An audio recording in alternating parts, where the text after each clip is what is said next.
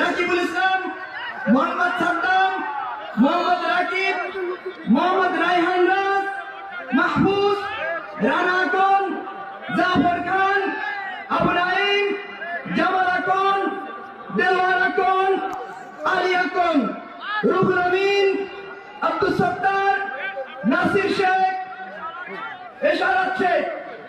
5 নম্বর থেকে এসেছেন জাতীয়তাবাদী দল স্বেচ্ছাসেবক দলের সাবেক সেক্রেটারি জনাব মেহেদী হাসান প্রিন্স। এরপরে সাবেক বিএনপির একজন দায়িত্বশীল মোহাম্মদ আলী সিকদার, 6 নম্বর বিএনপি সভাপতি শেখ হারুনুর রশিদ, কুটিখালী ইউনিয়ন ওয়াহিদুল আকন।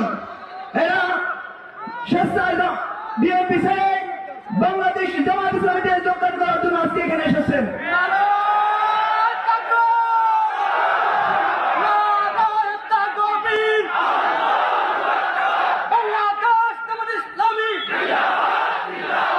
জিন্দাবাদ জিন্দাবাদ, নারায়ে তাকবীর, বাংলাদেশ জিন্দাবাদ, বাংলাদেশ জামাত ইসলামী জিন্দাবাদ।